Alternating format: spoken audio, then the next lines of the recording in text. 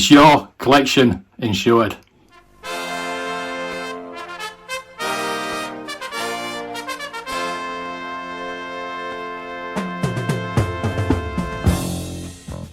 Hello there, welcome to Pegwarmers Toys. Today's video has been prompted by a discussion I was having with a friend, and he asked me if I had it insured or at least itemised for insurance purposes, but no, I don't have it insured, and the only things I have itemised are my vintage Star Wars collection, and that is through the Star Wars tracker. I have looked at getting specific collection insurance. For some reason I just haven't pulled the trigger on it. I think it was as little as £9 a month or something like that. So what I thought was, as I'm thinking about getting insurance, I might as well do a video on it and talk about it. So hopefully this might be of help of some collectors out there. Is your collection insured? Are you sure it's adequately covered? Insurance cover is a subject that many collectors put at the back of their minds, believing or hoping that they may never need it. But those of us who fail to take out adequate cover for valuable toys and collectibles run the risk of losing a lot of hard-earned cash in the unfortunate event of a burglary, fire, flood, car theft or even accidental damage. Having adequate cover for a cherished collection that has taken a lifetime to assemble at least provides financial compensation for your investment, even if some of the items lost might prove extremely difficult to replace. The need for insurance has increased as the price of specialist collectibles has soared in recent years. While tinplate toys from the pre-war dinky models once held top spot when it came to value, we're now seeing more amazing prices reach the rare Matchbox and Leslie models, corgi toys, Star Wars figures, dolls and teddy bears. In another area of collecting, rare biscuit tins, enamel advertising signs, shop packaging, pub jugs and bottles, once dismissed by all the general antiques trade as nothing more than quirky curios or interesting decorators' lots, are now making increasingly incredible sums of money. Railway-related ephemera and models too are fetching some amazing prices at auction, and adequate insurance is therefore vital for all of them. But how do you go about insuring these type of things? John Morgan, collector, toy dealer and owner of Vintage Toy Exchange, has experience in the insurance business from many sides of the fence. Many collectors don't realise that general household contents policies will not provide adequate insurance cover for collectors or specialist individual items until they come to make a claim, and by which that time it's too late, he explained. His advice is to avoid general brokers and find a good specialist insurance company that provides specific cover for complete collections and also recognises the value of expensive individual pieces. Policies vary, so you have to examine the market closely and find the broker policy that best suits your needs. Some offer block cover up at a certain value for your entire collection. If each individual item is worth less than £500, these are different, however, if the collection comprises of items valued over £500 each, and I see you need to talk to a specialist broker. In the event of a claim having to be made, insurers will employ the services of a loss adjuster to negotiate a fair settlement, and it's here, according to John, the value of the items can be very keenly contested.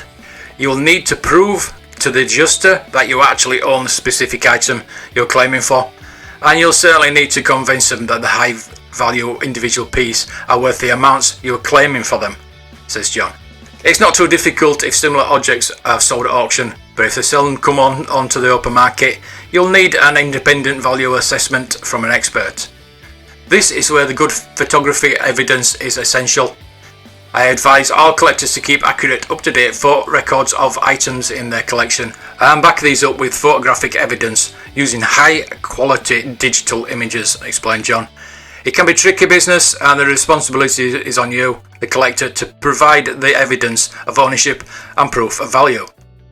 While the value of certain collectibles is still rising, making sure that you have adequate insurance cover is certainly something all collectors should consider. So here now are the top 10 tips that will help point you in the right direction. Number 1. Keep receipts for all purchases, so these can be kept as proof of ownership and also act as a guide to value when making a claim. Number 2. Compile an up-to-date inventory on your collection, detailing the condition of all items and estimated values. Update this annually when renewing your policy, and inform your insurer the value of the collection has risen significantly. Number 3, take good quality digital photographs of your collection, particularly high value individual items, as these can be used to value losses. Make notes of any distinguishing features that make a particular item unique. This can help the police when trying to recover stolen goods. Number 4, install adequate levels of home security.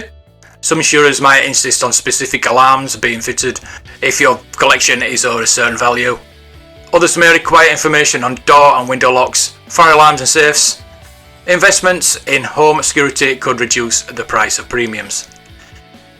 Number 5, try to obtain all risks policy, which could provide cover not only at home but while you are travelling or at a swap meet or a collector's fair. Also make sure your policy covers accidental damage.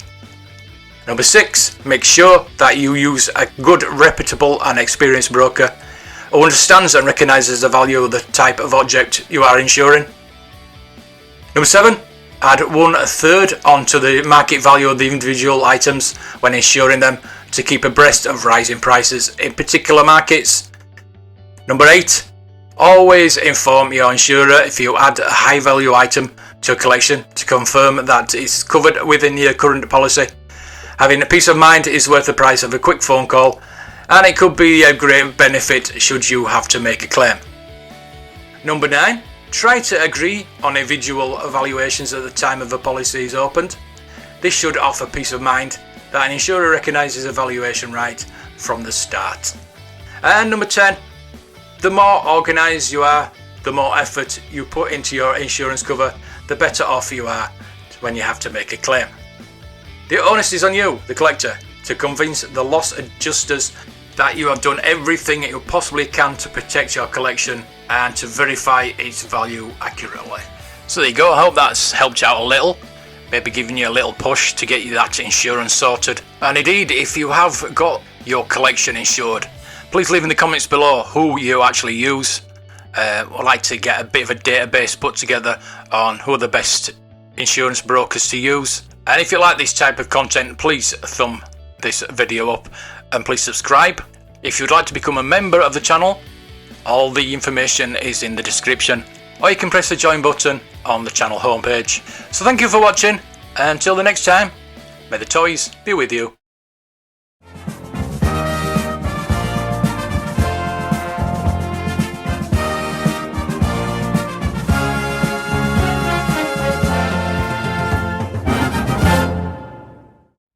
Is your collection insured?